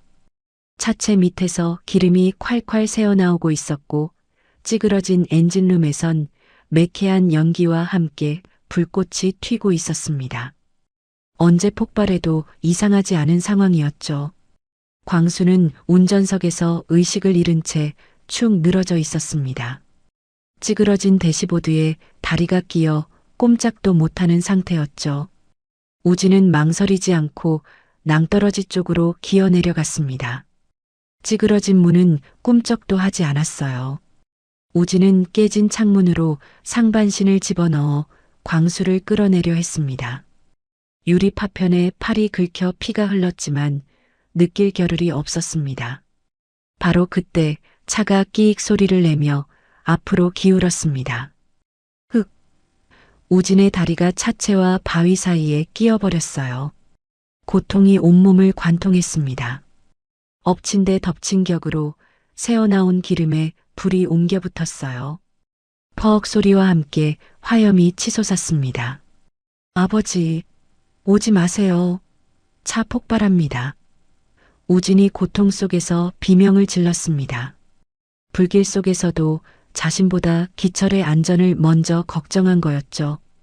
도로 위에 서 있던 기철은 그 광경을 보고 얼어붙었습니다. 빗속에서 타오르는 붉은 불꽃. 5년 전의 그날이 눈앞에서 재생되었습니다. 아내와 아들을 삼켰던 화염. 뜨거워서 손도 댈 수 없었던 차체. 그리고 귀를 찢는 폭발음. 기철의 다리가 굳어버렸습니다. 숨을 쉴 수가 없었어요. 여보, 살려줘. 아빠 무서워. 환청이 귓가를 때렸습니다. 5년 동안 그를 괴롭히던 지옥 같은 목소리였습니다. 아버지, 도망가세요. 제발 도망가세요. 우진의 절규가 다시 들렸습니다. 5년 전 자신의 아들이 마지막으로 남긴 말. 아빠, 도망가. 그 목소리와 우진의 목소리가 겹쳐졌습니다. 그 순간 기철의 눈이 번쩍 뜨였습니다. 안 돼. 이번엔 안 돼. 환청이 멈추고 현실이 돌아왔습니다. 기철은 미친 듯이 공구함으로 달려가 가장 큰 스패너 하나를 움켜쥐었습니다. 그리고 낭떠러지 아래 불길 속으로 뛰어내렸어요. 스패너를 쥔 손이 미친 듯이 떨렸습니다. 5년간 술로 망가뜨린 신경이 가장 중요한 순간에 발목을 잡았어요. 기철이 입술을 피가 나도록 깨물며 기도했습니다. 신이시여, 제발 1분만. 제발 이 빌어먹을 손 좀 멈춰주소. 다시 얻은 내 아들을 살려야 합니다. 빗물과 눈물이 뒤섞여 흘러내렸습니다. 그러자 기적처럼, 거짓말처럼 손떨림이 멈췄습니다. 찌그러진 문은 열 수 없었습니다. 기철은 문을 여는 게 아니라 문짝 자체를 떼어내는 방법을 선택했어요. 30년 경력의 베테랑만이 할 수 있는 판단이었죠. 그 사이 불길이 기철의 옷소매에 옮겨 붙었습니다. 하늘에서 내리는 빗물이 얼굴을 때렸지만 눈도 깜빡이지 않았어요. 첫 번째 볼트가 풀렸습니다. 두 번째 볼트도 비명을 지르며 돌아갔어요. 으아! 마지막 볼트가 풀리는 순간 기철은 초인적인 힘으로 불타는 문짝을 통째로 뜯어내 던져버렸습니다. 기철은 먼저 의식 없는 광수를 끌어내 바위 위로 밀어 올렸습니다. 그리고 다시 불길 속으로 손을 뻗어 끼어 있는 우진의 다리를 빼냈어요. 아버지, 손 놔도 돼요. 저는 안 될 것 같아요. 헛소리 마. 같이 죽든가, 같이 살든가다. 기철이 우진을 으스러져라 껴안고 바위를 기어 올랐습니다. 세 사람이 도로 위로 올라온 직후 낭떠러지에 매달려 있던 차가 균형을 잃고 추락했습니다. 콱광, 거대한 폭발음과 함께 불기둥이 치솟았습니다. 폭발의 충격파가 세 사람의 등을 떠밀었어요. 살았다. 살았어. 기철은 엉엉 울었습니다. 5년 전 구하지 못했던 가족. 매일 밤 악몽 속에서 손을 뻗어도 닿지 않던 가족. 이번엔 구했습니다. 신이 주신 단 한 번의 기회, 그 1분의 기적을 놓치지 않았습니다. 빗속으로 구급차 사이렌 소리가 들려왔습니다. 아라가 울면서 달려왔어요. 긴장이 풀린 기철이 그제야 바닥으로 쓰러졌습니다. 우진의 시야도 흐려졌죠. 희미해지는 의식 속에서 우진은 기철의 손을 찾았습니다. 화상으로 물집이 잡히고 기름때가 껴있는 손. 자신을 구하기 위해 불길 속에 주저없이 집어넣었던 그 손. 우진은 그 손을 보물처럼 꼭 잡았어요. 세상에서 가장 거친 손이었지만 그 무엇보다 따뜻했습니다. 아버지, 고마워요. 우진은 빗소리를 자장가 삼아 깊은 잠에 빠져들었습니다. 이번만큼은 어둠이 두렵지 않았습니다. 손 안에 아버지의 온기가 느껴졌으니까요. 그것만으로 충분했어요. 병원 입원실에 3개의 침대가 나란히 놓여 있었습니다. 우진, 기철, 조강수, 세 사람 모두 붕대를 감고 있었지만 다행히 생명에는 지장이 없었어요. 기철의 손에는 화상치료 붕대가 감겨 있었고 우진의 다리에는 깁스가 채워져 있었죠. 조강수는 머리에 새로운 붕대를 감고 있었지만 눈빛은 맑아졌어요. 아라가 매일 병원을 찾아와 세 사람을 돌봤습니다. 과일을 깎아주고 붕대를 갈아주고 밤새 옆에서 지켜주었어요. 조강수가 가장 먼저 깨어났습니다. 그는 침대에서 일어나 우진과 기철 앞에 섰어요. 그리고 90도로 허리를 숙였습니다. 성공한 사업가가 기름때 묻은 정비사들에게 머리를 조아리고 있었어요. 두 분이 내 목숨을 2번 살렸습니다. 어머니 대신 효도해 주시고 불길 속에서 끌어내 주시고 평생을 갚아도 모자랄 은혜입니다. 기철이 손을 내저었어요. 됐소. 우리는 그냥 할 일을 했을 뿐이요. 퇴원 후 조강수는 어머니 강금숙 할머니의 유산과 자신의 투자금을 합쳐 우진에게 건넸습니다. 이 돈은 자네 기술을 세상을 위해 써주게. 어머니도 그걸 원하셨을 거야. 우진은 그 돈으로 정비소 리모델링 공사를 시작했어요. 낡은 간판이 내려가고 새 간판이 올라갔습니다. 장정 모터스. 우진의 성장 씨와 기철의 성정 씨를 따서 지은 이름이었어요. 두 사람의 인연이 담긴 이름이었죠. 정비소는 깔끔하게 변했지만 한 가지는 그대로 남겼습니다. 구석에 놓인 갓그랜저였어요. 그 차는 장정 모터스의 상징이 되었습니다. 하지만 우진은 거기서 멈추지 않았습니다. 정비소 옆 건물에 기술학교를 설립했어요. 보육원을 퇴소한 청소년들에게 무료로 정비 기술을 가르치는 곳이었죠. 자신처럼 갈 곳 없는 아이들에게 손에 기술을 쥐어주고 싶었어요. 빈손으로 세상에 내던져진 아이들이 당당하게 살아갈 수 있도록. 최아라가 재단의 실무이사를 맡아 학교 운영과 정비소 경영을 총괄했습니다. 숫자의 밝은 그녀 덕분에 재정은 탄탄하게 굴러갔어요. 하루모터스는 불법 영업과 갑질이 세상에 알려지며 폐업했습니다. 지점장은 증거 조작과 상해, 교사 혐의로 구속되었어요. 세상은 결국 정직한 쪽에 손을 들어주었죠. 기철은 알코올 중독 치료를 완전히 끝냈습니다. 더 이상 손이 떨리지 않았어요. 매일 아침 조깅을 하고 아이들과 함께 밥을 먹었습니다. 그는 기술학교의 교장 선생님이 되어 아이들을 가르쳤어요. 기술보다 인성이다. 기술이 아무리 좋아도 사람이 썩으면 소용없어. 손님을 속이면 안 돼. 정직하게 양심껏 일해야 해. 옛날 술에 절어 살던 폐인의 모습은 찾아볼 수 없었어요. 아이들은 기철을 할아버지라고 부르며 따랐습니다. 기철의 입가에는 늘 미소가 걸려 있었어요. 우진은 대한민국 정비 명장 타이틀을 획득하며 승승장구했어요. 전국에서 고치기 어려운 차들이 장정 모터스로 몰려들었습니다. 고장난 차는 있어도 버려야 할 차는 없다는 그의 신념은 변하지 않았죠. 강금숙 할머니의 기일이 되면 세 사람은 납골 땅을 찾아갔습니다. 우진은 빨간 내복을 영정 앞에 올려놓았어요. 그리고 조용히 말했습니다. 할머니, 약속 지켰어요. 장가 갈 때 이거 입을게요. 할머니가 귀신 되어서라도 혼주석에 앉아주신다고 했잖아요. 기다릴게요. 조강수가 웃으며 말했어요. 어머니, 아드님은 불효했지만 손잡벌 되는 녀석이 효도 다했습니다. 부디 용서해 주세요. 기철도 고개를 숙였습니다. 할머니, 제 아들 잘 키워주셔서 고맙습니다. 덕분에 저도 다시 살았습니다. 세 사람은 영정 앞에서 오래도록 웃었어요. 슬픔이 아니라 감사의 웃음이었습니다.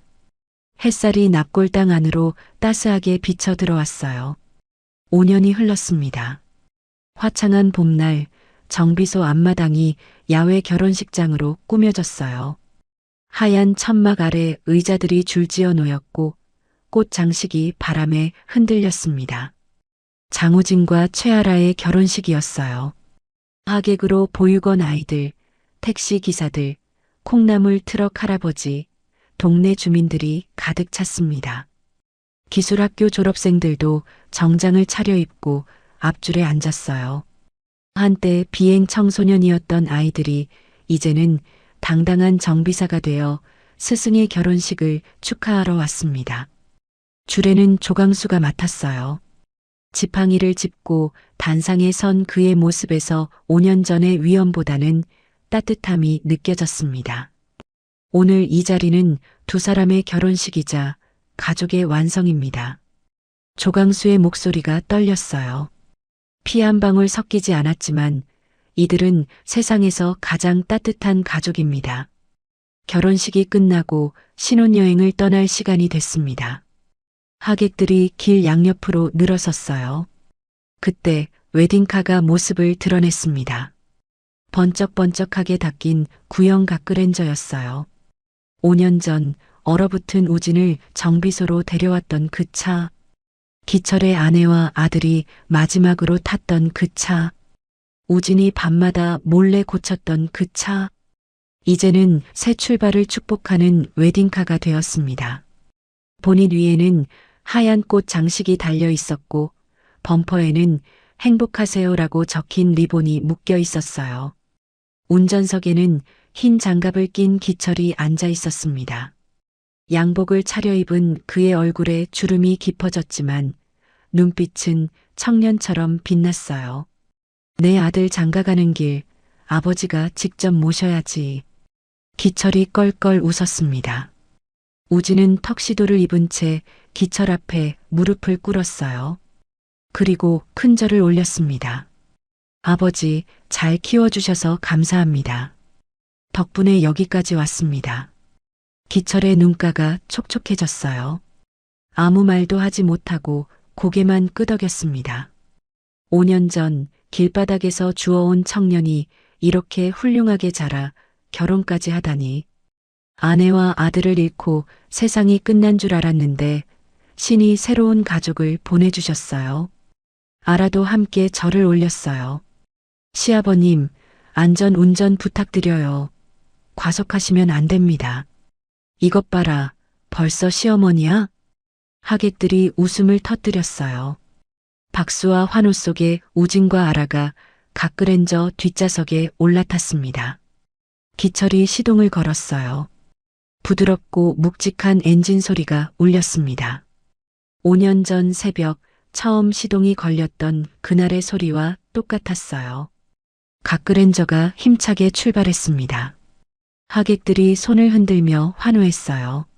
차 안에서 기철은 백미러로 뒷좌석을 보았습니다. 우진이 아라의 손을 잡고 환하게 웃고 있었어요. 아라의 웨딩드레스가 햇살에 반짝였습니다. 기철의 눈가에 눈물이 맺혔어요. 아내와 아들을 잃고 5년을 술로 보냈던 자신에게 신이 새로운 가족을 보내주신 거라고 생각했습니다. 라디오에서 옛날 노래가 흘러나왔습니다. 아내가 좋아했던 노래였어요. 이 노래를 들으면 늘 가슴이 아팠는데 오늘은 달랐습니다. 기철이 작게 흥얼거렸어요. 우진이 조용히 앞좌석으로 손을 뻗어 기철의 어깨에 올렸어요. 말하지 않아도 통하는 부자의 마음이었습니다. 차는 쭉 뻗은 도로를 시원하게 달렸습니다. 하늘에는 구름 한 점 없었어요. 따스한 햇살이 차 안으로 쏟아졌습니다. 마치 강금숙 할머니와 기철의 아내와 아들이 하늘에서 웃어주는 것 같았어요. 우진은 창밖을 바라보며 생각했습니다. 고물차 한 대가 내 인생을 바꿨다. 아니, 그 차를 고치며 만난 사람들이 내 인생을 구했다. 보육원에서 나와갈 곳 없던 20살의 자신이 떠올랐어요. 1,000만 원 모아 할머니 병원비로 쓰고 빚에 쫓기고 영하 10도의 밤에 정비소 앞에서 쓰러졌던 그날. 기철이 등을 두드리며 밥은 줄 테니까 라고 했던 그 목소리. 그 한마디가 모든 것의 시작이었어요. 이제 우리는 멈추지 않는다. 낡고 고장 나도 고쳐 쓰고 닦아 쓰면 다시 달릴 수 있다는 걸 아니까. 사람도 마찬가지다. 망가지고 부서져도 누군가 손을 내밀어주면 다시 일어설 수 있다. 우진은 아라의 손을 꼭 잡았어요. 아라가 환하게 웃었습니다. 각그랜저가 도로 끝으로 사라져갔습니다. 꽃 장식이 바람에 흔들렸고 배기관에서 하얀 연기가 피어올랐어요. 도로 양옆으로 벚꽃이 흩날렸습니다. 차는 멈추지 않았습니다. 앞으로 앞으로 새로운 길을 향해 어디서든 다시 시작할 수 있다는 희망을 싣고 고물차도 사람도 마찬가지였어요. 손을 내밀어주면 다시 달릴 수 있으니까요. 오늘 이야기를 끝까지 들어주셔서 감사합니다. 어디에서 이야기를 듣고 계신지 댓글로 남겨주시면 반드시 답장 드리겠습니다. 구독, 좋아요 부탁드립니다. 햇살 같은 이야기였습니다.